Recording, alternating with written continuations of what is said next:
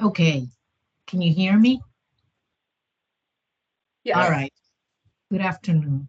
Let me see if I can share my slides successfully. I've been struggling with this. Good. You can see them? Looks good on mine. Okay, I cannot see them. That's not good. So let me see if I can figure something out.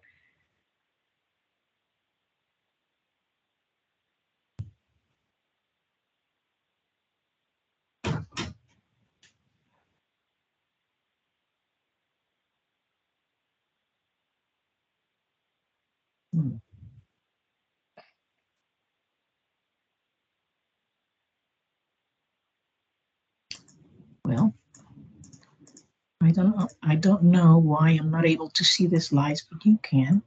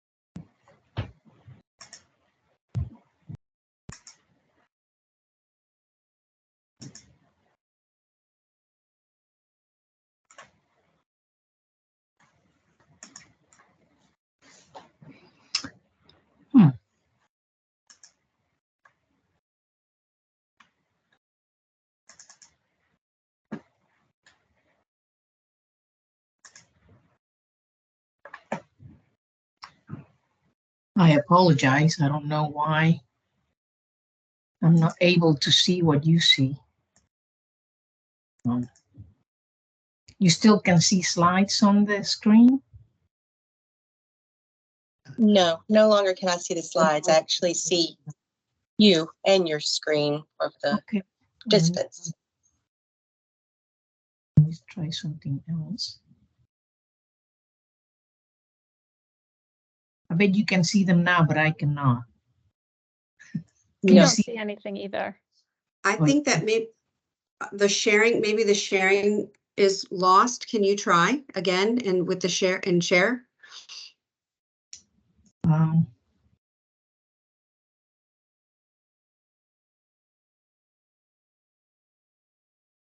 So I just tried the share. Can you see them now? Yes. We can see them now. Yeah, I cannot. If you go to the view, do you still have the option that says content, focus on content? I do not. Another option would be if you wanted to send one of us your slides, we could show them and you could just ask us to forward them. Let me try getting out of the meeting and rejoining. That may be the problem because I had no problem before when I was trying it. So let me try and see if that works. Bear with me. And again, No worries. guys.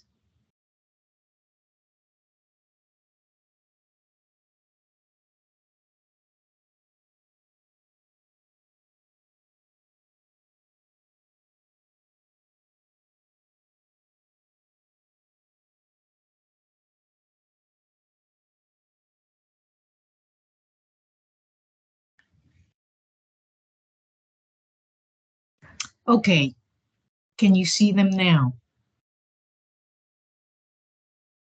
Yes. And I can too, so that's great. Again, thank you for your patience, and I apologize for the inconvenience of this. But with this electronic stuff, you can never predict when you're going to have a problem. So again, good afternoon. As you all probably know, the DOE Environmental Management Cleanup Program is the largest nuclear environmental cleanup in the world. We started with over 100 sites and are down to about 15 now. And of those, the Oak Ridge Reservation is one of the largest sites where cleanup remains. So that's basically the point from this slide. So the Oak Ridge Reservation, it encompasses about 32,000 acres in Oak Ridge, and it has 3 distinct DOE sites that have different missions, departmental missions. The East Tennessee Technology Park that you see at the bottom left is a site that we have been working on cleaning up for the past 10 plus years. And the cleanup of that site has basically enabled us to transform a former uranium enrichment plant into an asset for the East Tennessee community. The other 2 sites, the Oak Ridge National Laboratory and the Y-12 National Security Complex, are DOE sites that have enduring missions in national security and science, but they also have a very large inventory, actually the highest inventory in the department for high-risk excess contaminated facilities.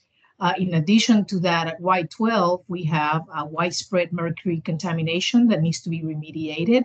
And at ORNL, we have 2 inventories of nuclear waste that need to be disposed of. The inventory of uranium-233, basically the site houses the nation's inventory of uranium-233, and also an inventory of transuranic waste. So this slide basically shows that our work is very expansive, encompassing this large reservation and 3 DOE sites, 2 with enduring missions. So the cleanup that we're doing has to coexist with industrial development activity and also with other DOE missions at the other 2 sites. So basically, our mission in Oak Ridge is different than most of the other DOE sites across the complex, because not only are we working to protect human health and the environment, but we are also enabling the research and the national security missions at DOE sites in Oak Ridge. And we are making clean land available for future use, not only by the other programs, but also by the Oak Ridge community. So in doing our cleanup, we use 4 main contractors. Our contractors employ approximately 2,500 people collectively. Our largest contractor is UCOR. They have been our partner in our cleanup efforts for the past 13 years or so. And they are embarking in the cleanup of ORNL and Y-12 in particular. The other large contractor is Isotech Systems, and they focus on the disposition of the uranium-233 inventory. And then we have 2 smaller contracts for construction or design of facilities. A great computer from Annette. Yes. That we're planning to build. Sync them all, or I'm going to have trouble with it all the time. Please mute. Everybody mute, please. Thank you.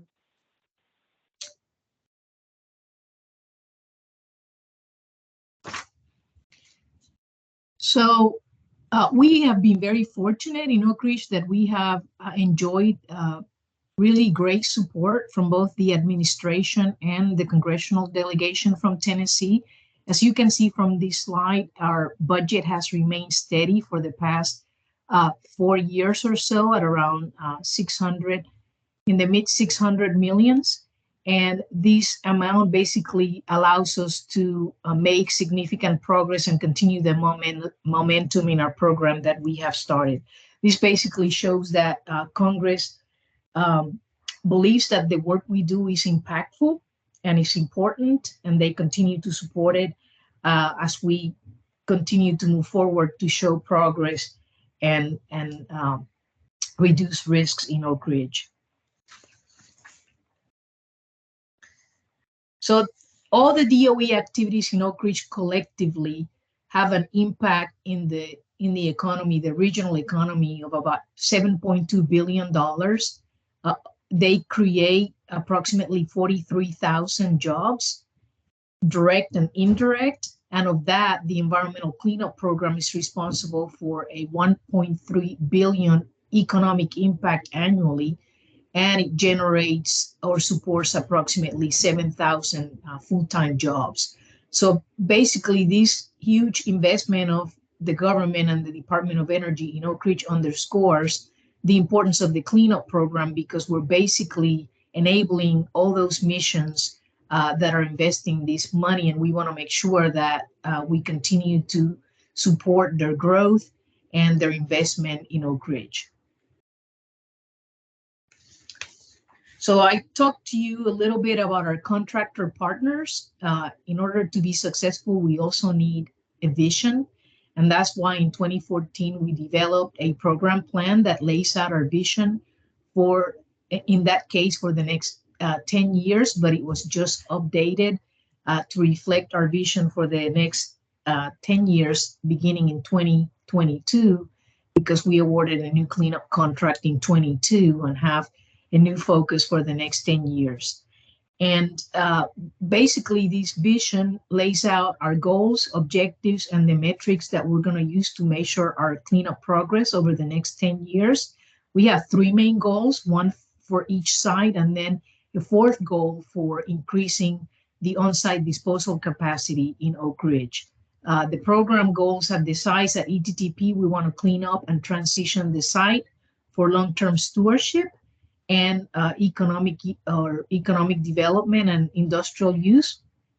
Our second goal is for ORNL to reduce the radiological risks associated with the facilities that are radiologically contaminated and the inventories of radiological and nuclear waste that we have at the site. And at Y12, of course, reduce the environmental risk associated with mercury contaminated facilities that serve as sources to soil and groundwater. And we want to address those as well. If you are interested in looking at our program plan more closely, it is available at energy.gov/OREM, so you can get it there if you're interested. So our most recent significant accomplishment was the completion of demolition activities at the East Tennessee Technology Park. You can see here on the left. This is an aerial view of the site when it was operating prior to the D&D activities. This site is now looking pretty much like you see on the right-hand side picture. Very much cleared of all the buildings. This was completed in 2020, and it was the first ever demolition of an entire uranium enrichment gaseous diffusion plant. We demolished over 500 buildings that could span about 225 football fields. So needless to say, these were massive facilities that were not only contaminated with radiological and chemical contaminants, but they were also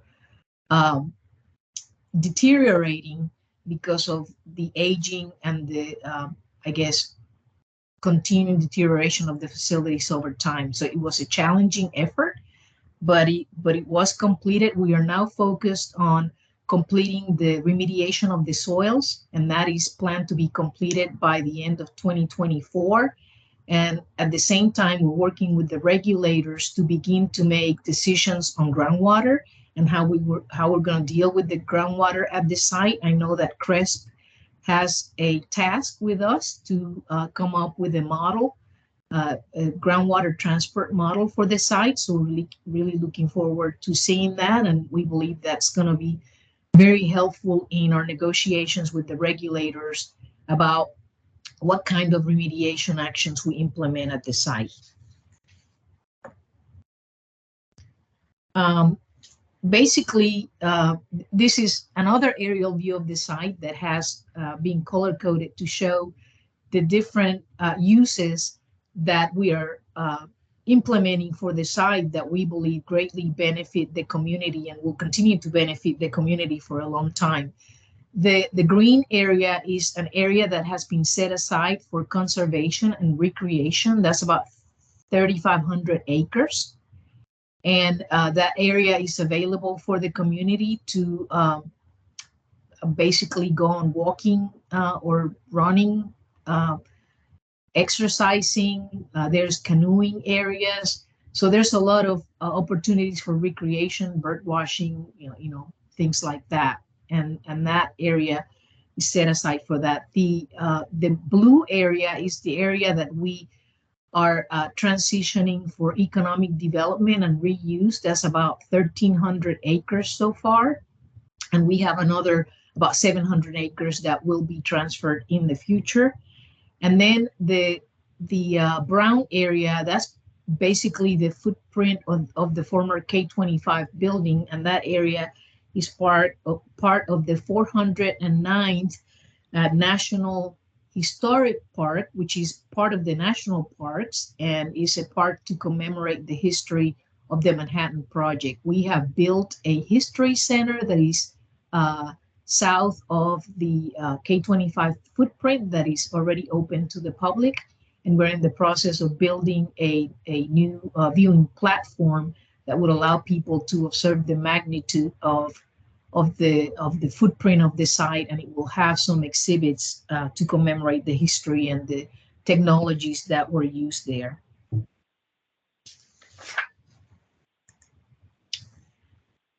So the work that we have done at ETTP, cleaning up this site, has basically transformed this site from a liability into an asset for the community, and it's really starting to bear significant fruit. Because the site is kind of being turned into a host for new reactor technology activities and clean energy related activities. We have 4 companies that are listed on this slide that have announced recently that they will collectively make an investment of about $1 billion and create hundreds of jobs, and they range from small modular reactors, test facilities and development facilities to nuclear fuel production. So we're very excited. So as we completed the cleanup of the East Tennessee Technology Park facilities in 2020, we transitioned the trained workforce that we had there to the other 2 sites. The majority of it, we still have some workers still working on the soil remediation, but the majority of them were transitioned to the other 2 sites. These pictures here at the top is a aerial view of the central campus area at the Oak Ridge National Lab. As you can see, there's a lot of facilities that are colored in red, and those are facilities that range from former nuclear reactors to former isotope production facilities that are basically slated for demolition because they're excess to the needs of the laboratory, and they're Manhattan Project vintage facilities. The picture at the bottom is an aerial view of the Y12 site, and although the facilities there are less in number, they are much larger than the ones at ORNL. Particularly challenging will be the facilities on the west end area, which is basically at the top of the picture. Those are the former mercury use facilities, and they are very large buildings that are contaminated with mercury, and that whole area, including the soils, the groundwater, and then surface water that originate in the site and leave the plant and wind through the city of Oak Ridge, are also contaminated with mercury. So our focus is to remove these old facilities. At ORNL, also again address the inventories of transuranic waste and uranium-233, and at Y12 remove all these buildings that are sources of mercury contamination so that we can then focus on the soils and the groundwater. One complexity that I wanted to highlight is for these 2 sites, we are doing these activities in the midst of mission work that is really important for the Office of Science and for the National Nuclear Security Administration. So it is challenging in the sense that we need to be very deliberate on how we execute our activities because they could be impactful to their mission.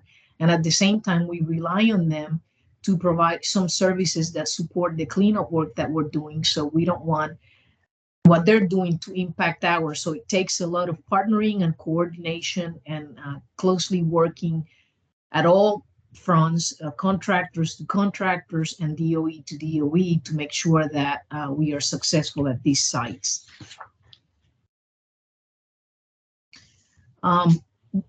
This is some of the work that we have started. We basically started our work at ORNL, again in the Central Campus area, focusing on former research reactors.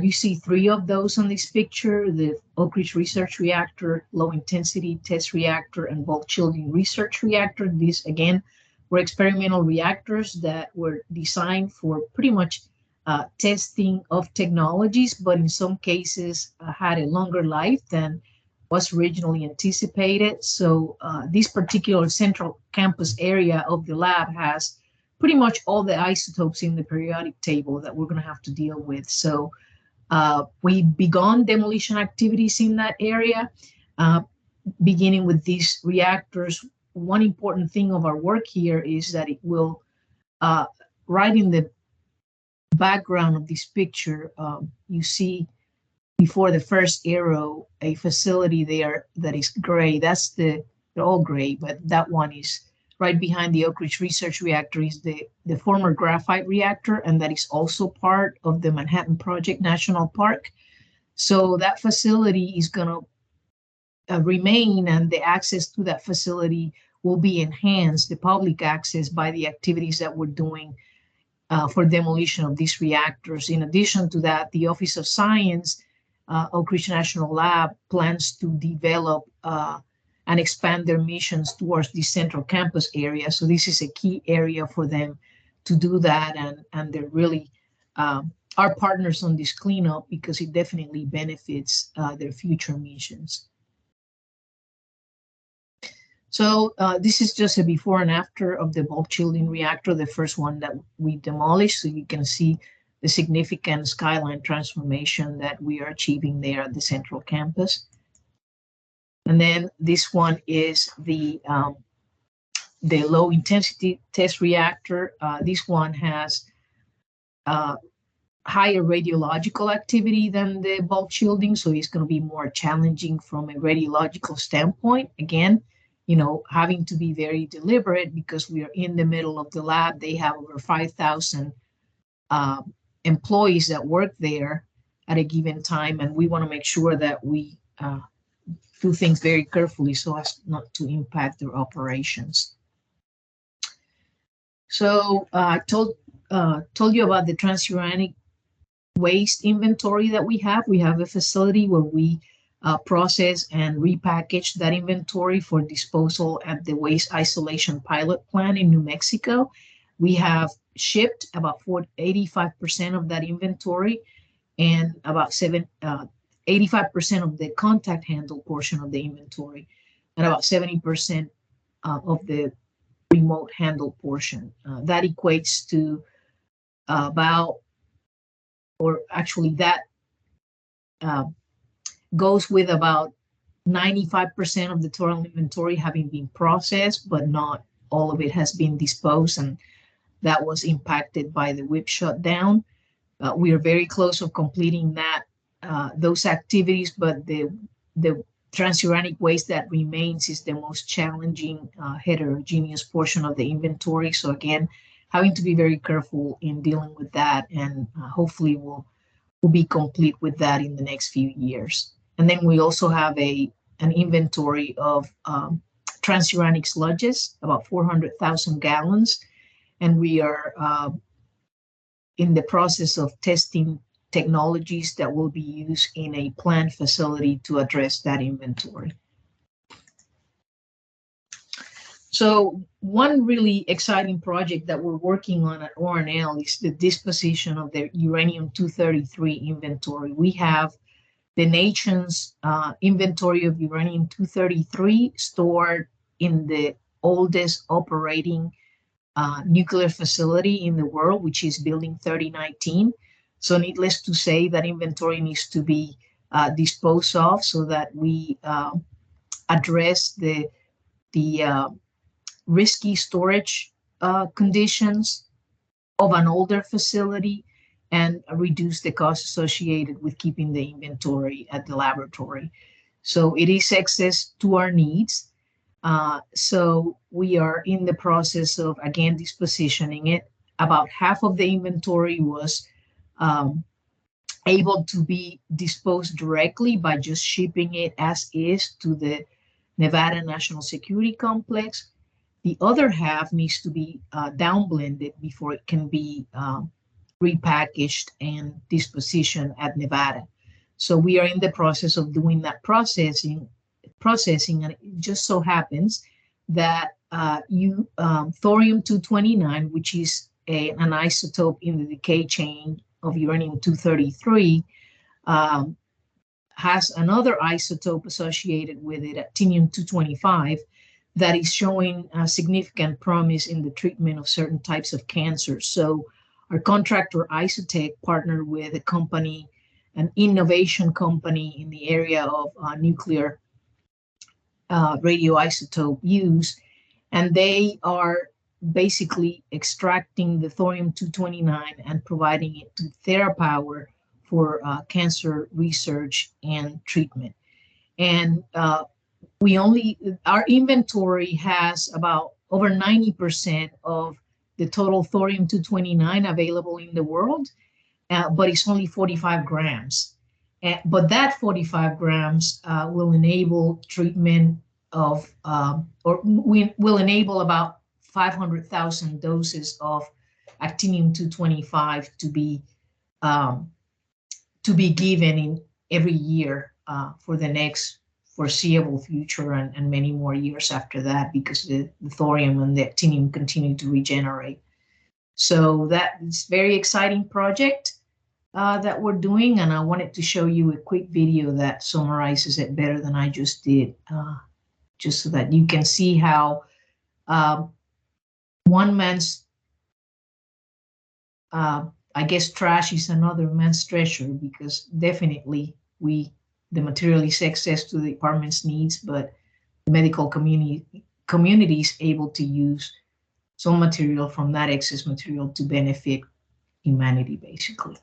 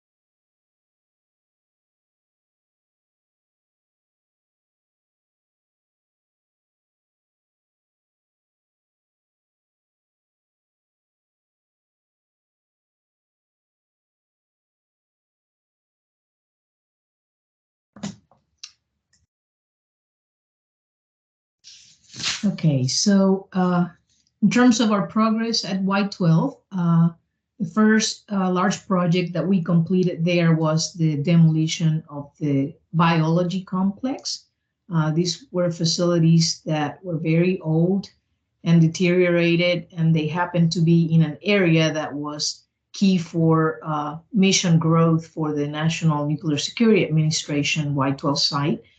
They needed to build a new lithium production capability and a facility to support that, and they didn't have a lot of land available for it. So we came in and completed the demolition of this large complex. It was about 11 buildings in total. And you can see at the bottom of the page, the land was clear, and now they're going to be able to use that area for the lithium production facility. At Y12, we are also working on some of the large former uranium enrichment buildings and getting them ready for demolition, and on removing mercury from equipment. At the Alpha 4 facility, we've basically removed 6.5 tons of mercury from all the equipment outside Alpha 4. That basically eliminated a potential environmental risk from that facility. And we have about over 20 projects collectively between ORNL and Y12 that we're working on to prepare facilities for demolition and clear land and get hopefully soon to the soils for those areas. We have two key projects that are really important for us to be able to support the work that we have in the future. Our life cycle baseline takes us to the year 2047, and it has a cost of about $16 additional billion from now until then. And we need a couple of facilities to be able to facilitate that work. These two facilities are being built at the Y12 area. The first one you see here is the mercury treatment facility. This is a facility that will capture effluent from outfall 200, which is an outfall where the upper East Fort Poplar Creek basically daylights and winds through the plant and leaves the plant and then winds through the city of Oak Ridge, ultimately discharging into the Clinch River. And of course, the water at Y12, the surface water, is contaminated with mercury. So we have been working with the regulators to, I guess, progressively address compliance at Y12. The mercury levels in water leaving the plant are in excess of what the regulatory requirements are. So we're building this facility for two reasons. One is to see what the impact of treating water from the most contaminated area with mercury in the plant, which is the West End Mercury area. We treat that water coming from that area with this facility before it reaches the outside or the daylight of the creek. We hope and expect that we will reduce the mercury concentrations in the creek. But in addition to that, as we tackle the facilities that are in the West End area, we expect mercury to mobilize in the soil, and we expect those discharges from that area through the outfall to increase. So we want to use this facility sort of as an additional control mechanism for mercury contamination during DND. And again, this facility is under construction. We're making good progress. We hope to be done with it within the next couple of years. You all may be familiar with the CERCLA disposal facility that we have in Oak Ridge. This is a facility that was critical for us to be able to complete cleanup of the East Tennessee Technology Park. It has about 2.2 million cubic yards of capacity, but that capacity is about 83% full, and we expect it to be fully utilized when we complete the cleanup at ETTP. So we are in the process of planning for the building of a new facility. We received a record of decision from the Environmental Protection Agency and the Tennessee Department of Environment and Conservation in September. So that basically enables us to proceed with the more in-depth planning and design for this facility. I know that that CRESP has a task for this as well, to do a groundwater model for the new facility. So again, we believe that that's going to be very helpful as we work with the regulators on getting approval of the design and actually achieve construction start for the facility. So this shows where the location of the site that was selected. This is far west of the Y-12 National Security Complex and west of the existing facility. We are again in the process of beginning early site preparation activities. We have that planned for this year, and we're very excited about this because it will save over $800 million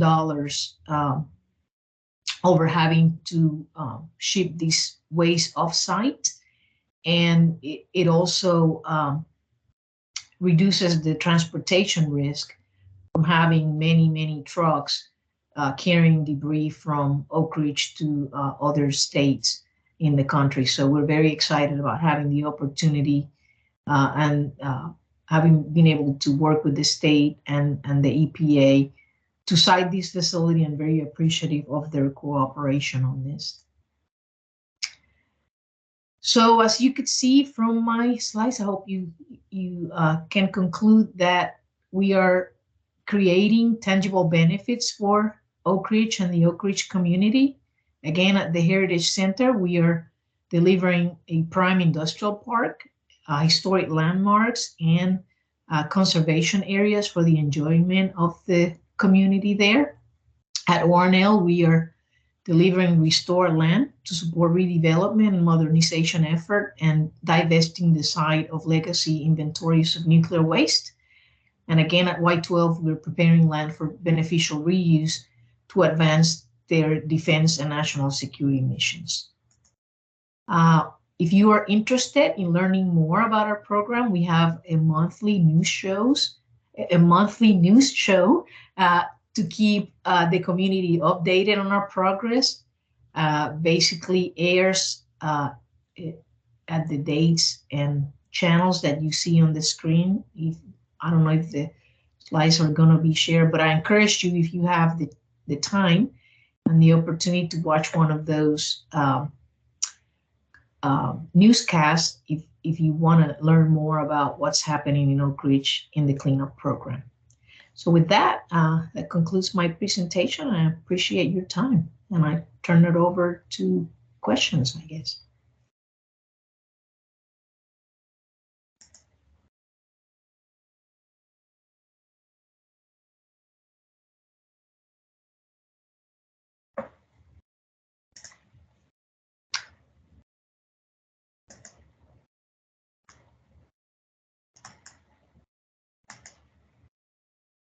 Are there any questions?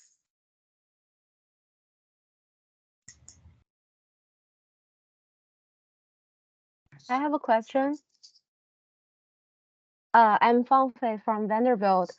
I was just curious about the form of mercury contamination in the Y-12 site you mentioned. Is it elementary mercury, methylmercury, or just mercury 2+? Yeah, so it's both. Most of the mercury in the facilities and the soils is elemental mercury, but the mercury methylates, as you probably know, and we have methyl mercury in fish that we need to address as well.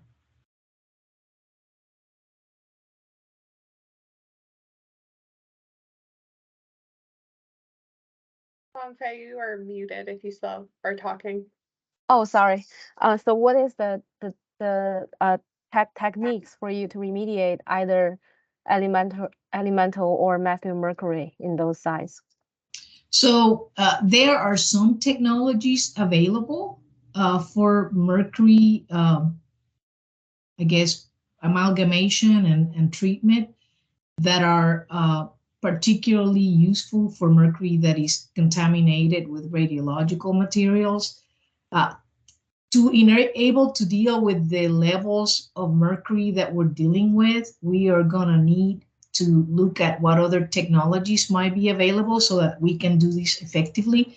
So we do have a technology development program, and we're working with the Oak Ridge National Laboratory. They have an aquatic ecology lab that we have actually helped them expand. And they put some lines in there that use water from the creek, and they're studying different potential technologies to reduce mercury levels in fish. So that's one thing that we're doing with the Oak Ridge National Lab. They're also looking at absorbents to line the creek with so that we can reduce the mercury in the water. In terms of mercury that is recovered, again, if it's elemental mercury that is not contaminated, is currently being stored. So we are going to be looking at, as we recover that mercury and as we deal with the debris, what are the best technologies that, can be applied to that. And all that's in the planning stages right now. Thank you so much. From what I heard, there are still some gaps for remediating those mercury. Absolutely. Thanks for Thank the you. question. Good question. I have a question as well about the mercury contamination. So I know that the water treatment facility is kind of at the end of where that mercury contamination is. But are you all expecting to still see mercury contamination downstream of that? And if so, are there any steps going to be taken to clean that up as well? Or is it just you hope that it gets diluted as you pump in that clean water after you treat the creek? Yeah, that is a really good question. So the sediments that are past the outfall 200 are contaminated with mercury. And by treating the water before that point, we're not going to do anything with those sediments. So those sediments are going to continue to contribute to the contamination in the water. So we don't expect that we will totally eliminate the mercury load. We are hoping that it will be reduced.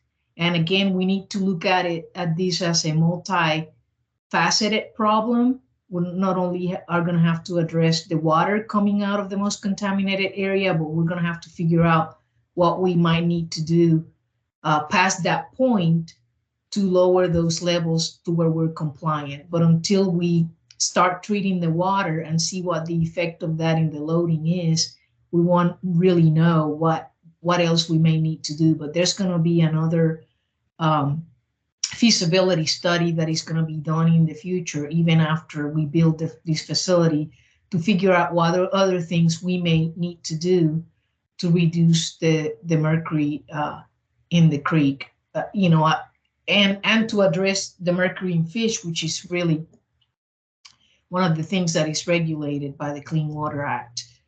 Again, it's a complex problem, as you all probably know, that has been studied for a long time. We don't have all the answers yet, but we're taking, I guess, a stepwise approach and trying to do as much as we can to progressively reduce that mercury contamination, and particularly to eliminate the sources, which are those buildings in the West End area and the mercury that is in the soils underneath the buildings, which continue to serve as sources to the groundwater. Thank you. Thank you.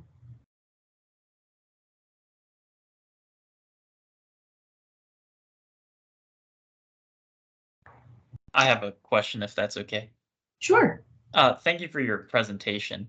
This kind of goes back to something you were talking about, I think, a little earlier in your talk, but you mentioned like some of the space is being reused for walking areas or something like that.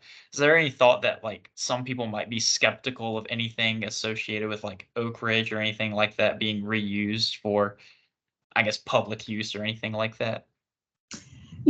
I think the Oak Ridge community, because of the history of the site, has been very supportive and has embraced the work that we're doing. They know we work with the regulators to clean up the site. And I personally have not seen that. I guess it could be a concern, but My experience is that people have embraced the concept that they are using the site for recreation. I often see people kayaking and walking and doing things of that nature at the site. So don't I don't think that that's a concern here. Again, because of the history of the Oak Ridge community in supporting DOE nuclear activities over so many years. I think people are very smart and they understand contamination, and they understand that, you know, we work with the regulators to clean it to levels that are protective of not only the environment, but also human health and safety. So I think that because of that, we're okay there. But that's a really good question too. That's good to hear. I was just curious your thoughts. Thank you.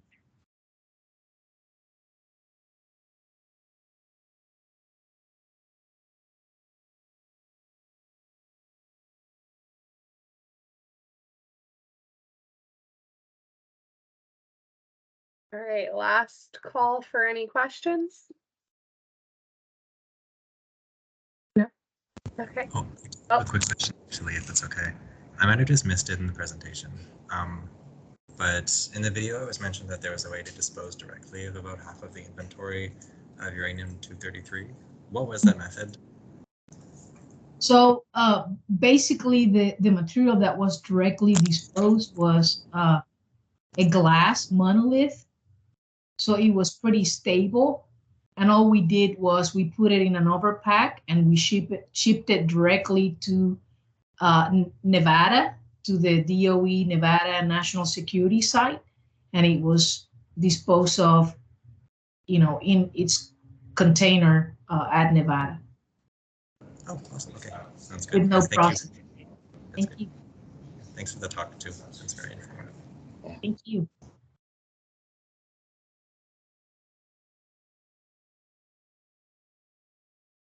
All right, well, if there's no more questions, Laura, thank you so much for the presentation. It was very informative. Great to hear about what's going on out at Oak Ridge. And everyone just have a great weekend. Yeah, thank you all. I always enjoy, you know, sharing what we're doing, and especially with people that are helping us out. So I hope you got something out of the presentation, and I look forward to continuing our partnering with CRESP and getting you guys help in solving these complex problems that we have. Thank you. Thank you. Yeah, thank you. Really appreciate it.